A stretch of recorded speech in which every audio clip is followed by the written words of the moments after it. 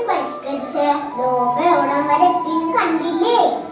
മഹാബലിക്ക് ഒരു വില പറയണ കാലായി. കഷ്ടം തന്നെ, അല്ലാതെ എന്താ പറയാ. പണ്ടൊക്കെ ശാക്യാരുടെ ചെറുപ്പത്തില് മുത്തശ്ശിയും അമ്മയും പറഞ്ഞിട്ടൊരു കഥയുണ്ട്. ധനധർമ്മിഷ്ഠനായ മഹാബലി ചക്രവർത്തിയുടെ കഥ. ഇന്നത്തെ ആളുകൾക്കൊക്കെ അതൊക്കെ അറിയാവുന്ന നിശ്ചയില്ല. ചാക്യാർക്ക് എന്താ നിങ്ങൾക്ക് ആ കഥ അറിയോ? മനസ്സിലായി, എന്നാ കേട്ടോളൂ. പണ്ട് പണ്ട് നമ്മുടെ കേരളം ഭരിച്ചിരുന്ന ധർമ്മിഷ്ഠനും ദാനശീലനുമായ ചക്രവർത്തിയായിരുന്നു മഹാബലി. സമൃദ്ധിയും സമാധാനവും നിറഞ്ഞ ഭരണം. പ്രജകളെല്ലാരും വളരെ സന്തുഷ്ടർ.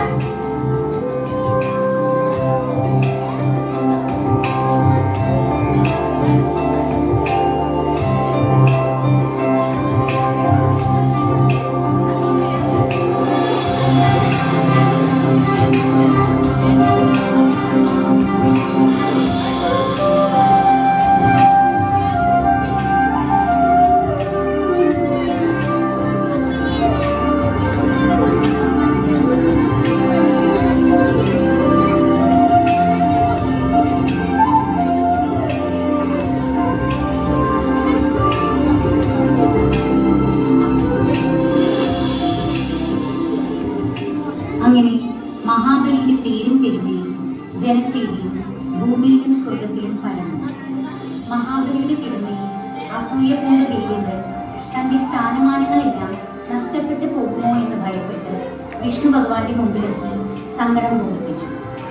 ഇങ്ങനെ പോയാൽ ഇത് സകല ദേവന്മാർക്കും ആപത്താണെന്നും വിഷ്ണു ഭഗവാന് മാത്രമേ ഇക്കാര്യത്തിൽ എന്തെങ്കിലും ചെയ്യാൻ കഴിയൂ എന്നതിനാൽ വേണ്ടതുപോലെ പ്രവർത്തിക്കണമെന്നും അദ്ദേഹത്തോട് അപേക്ഷിച്ചു. മഹാബലി വലിയ ദാനശീലനാണെന്ന് അറിയാമായിരുന്ന വിഷ്ണുവിന് ഒരു ദരിദ്ര ബ്രാഹ്മണ ബാലകനായ വാമനന്റെ വേഷത്തിൽ മഹാബലി അശ്വമേധ യാഗം നടത്തുന്ന യാഗശാലയിൽ എത്തുകയും ചക്രവർത്തിയെ മുഖം കാണിക്കാൻ അനുവാദം ചോദിക്കുകയും ചെയ്തു. മഹാരാജാവ് ആ ബാലകനെ സ്വീകരിച്ച് ആദരിക്കുകയും ആഗമന ഉദ്ദേശം ആരായുകയും ചെയ്തു.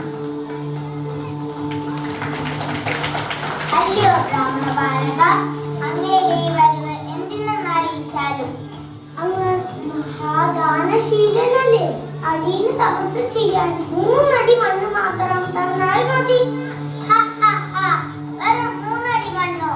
മതി രാജൻ, നാം ഈ കാൽപാദങ്ങൾ കൊണ്ട് അളന്നെടുത്തുകൊള്ളാം. അങ്ങനെ ഇച്ഛ പോലെ ബാലക.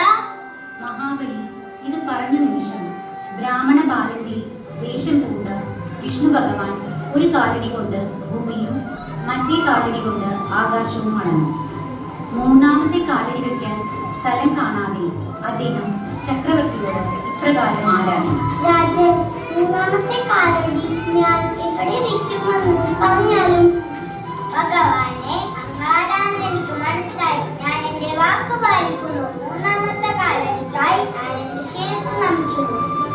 രാജൻ, ഞാൻ നിന്നിൽ സംപ്രീതനായിരിക്കുന്നു. നിനക്ക് ഇഷ്ടമുള്ള വരം ചോദിച്ചാലും.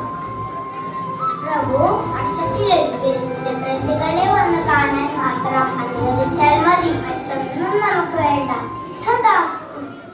അന്നു തുടങ്ങി എല്ലാ വർഷവും ആദ്യ മാസമായ ചിങ്ങത്തിൽ സ്വന്തം പ്രജകളെ സന്ദർശിക്കുവാനുള്ള വരം നൽകിക്കൊണ്ട് വിഷ്ണു ഭഗവാൻ തന്റെ പാദം മഹാബലിയുടെ ശിരസിൽ വെച്ച് അദ്ദേഹത്തെ പാതാളത്തിലേക്ക് ചവിട്ടിത്താഴ്ത്തി.